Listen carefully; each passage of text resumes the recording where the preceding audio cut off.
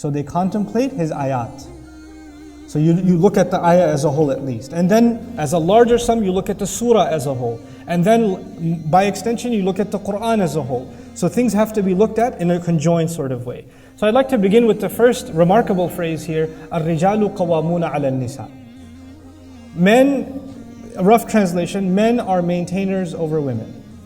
Men are maintainers, caretakers over women. But let's dig deep into that word in between men and women, which is قَوَّامُونَ عَلَيْهِنَّ قَوَّامُونَ عَلَى النِّسَاءِ.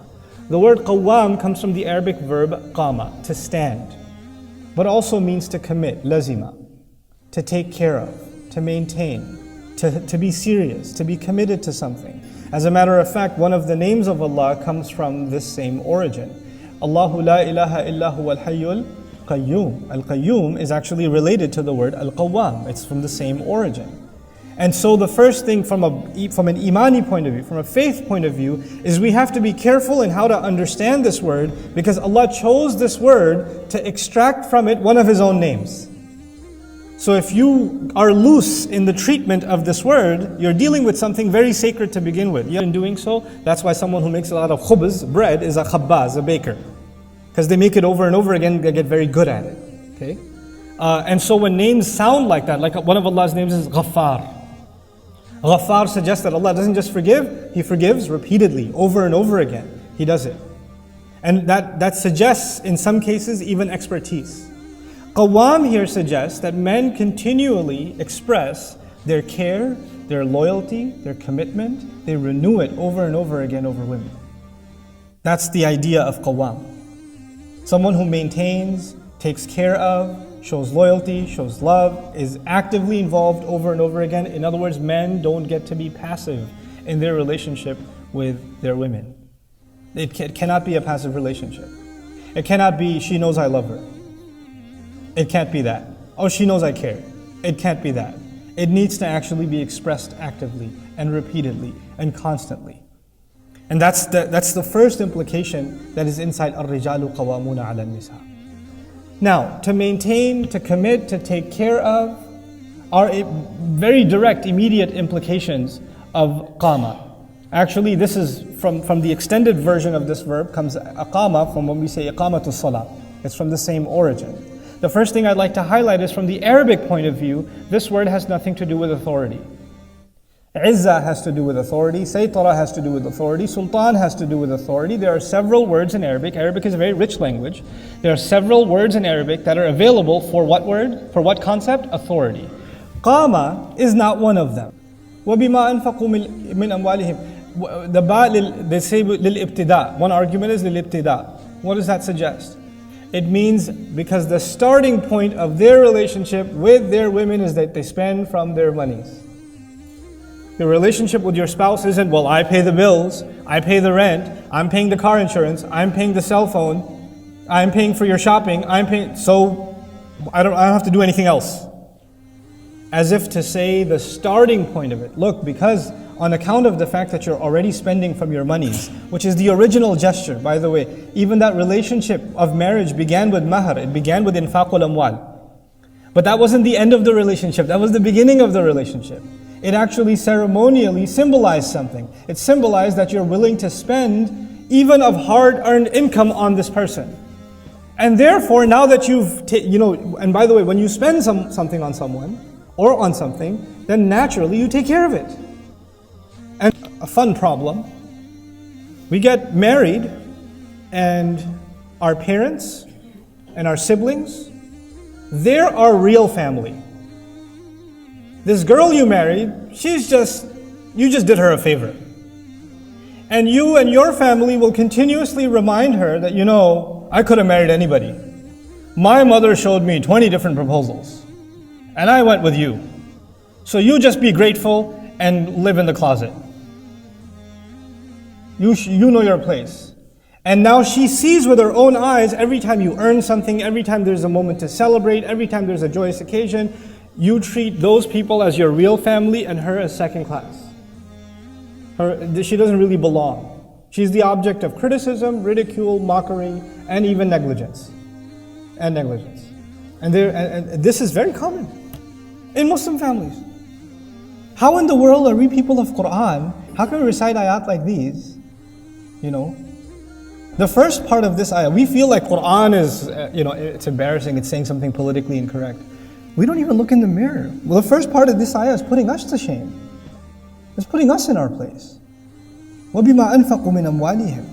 Then Allah turns His attention to women. Okay, this is how men should be. The first part of this brief statement, very comprehensive, is how men should be and how they should regard women. And because of the favors, not because men and women are special, because Allah gave them certain special things. That is Allah's grant to them. You know, sometimes you say, I don't see anything good in my wife, or whatever. Allah Azza wa Jalla is saying, بِمَا فَضَّلَ اللَّهُ بَعْضَهُمْ عَلَى بَعْضٍ. There are some things good in you that Allah granted you. Nobody can take that away. There are some things good in her that Allah granted her. Nobody can take. Not even you can take that away.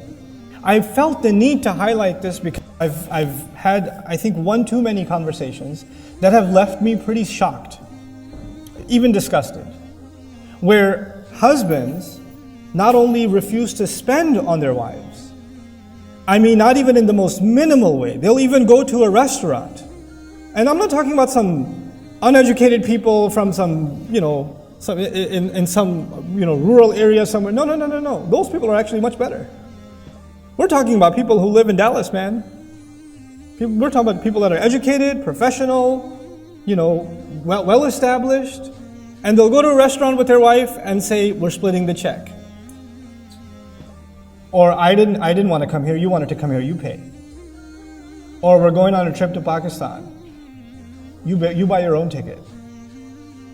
Or, well, if you, and she says, I haven't bought any clothes for 3 years. I don't have anything. I don't even have enough to just even get groceries. Well, get a job then. I don't have enough, but you do have enough. You're getting a second car. You just bought a new TV for your office, which you play video games in. Why can't I just have, no. If you want to, just go get work. Go work yourself. This is the antithesis of قَوَّامُونَ عَلَى, as if Allah is saying, if you don't have that, if you don't have the sense to want to spend and take care of, and by the way, that's not an open line of credit for women either.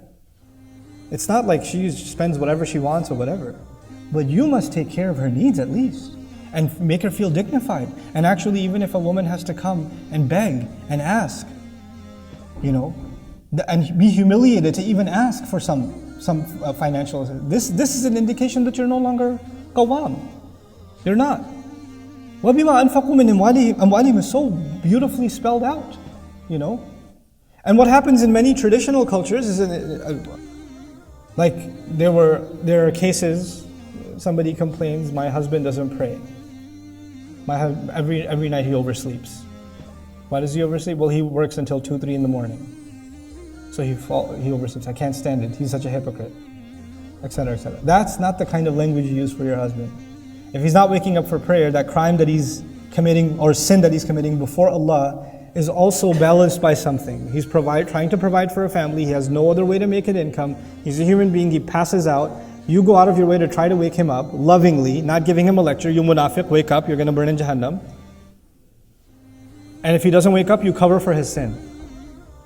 If he doesn't wake up, you cover for it and you work patiently until he can. Until you can support him in doing so. That's not a way of supporting. And on top of that, to badmouth him to others. Unacceptable. This is وَبِمَا أَنفَقُوا مِنْ أَمْوَالِهِمْ فَالصَّالِحَاتُ قَانِتَاتٌ. And then the next quality of a woman is حَافِظَاتٌ لِلْغَيْبِ بِمَا حَفِظَ اللَّهِ. This is where I'd like to conclude with. They guard the ghaib. Good women, they guard the unseen. What does that mean? The first, most commonly mentioned implication of this part of the ayah is, as a matter of fact, loyalty to their husbands. Loyalty in the sense that they don't expose them to others. Loyalty also that when the husband is gone, they're not doing something the husband wouldn't have wanted them to do. Loyalty also in the most explicit sense that they're not cheating on their husband, whether physically cheating on their husband or emotionally cheating on their husband. No, I'm just talking to him. I just text him every once in a while when I feel low. We're just friends. No. That's also emotional infidelity. There are levels of infidelity. They guard the unseen. They guard when the husband isn't there. They protect themselves, A woman has to ask herself, why is she getting extra dressed up when she's going out, when the husband isn't there? Why is she putting on extra levels of makeup, etc., when so-and-so people are going to be there? I'm not there to make that call. You're not going to be there to make. You have to make that call yourself. Why are you doing this? Where is this coming from? Why are you changing your profile picture? For who? You know? Why is that happening? Why are you posting newer and newer poses as a married woman? What's that about? Who are you trying to impress? You can lie to yourself. You can even rationalize it to me. I'm not interrogating you. I'm asking you to interrogate yourself. You just have to interrogate yourself. حافظات للغيب.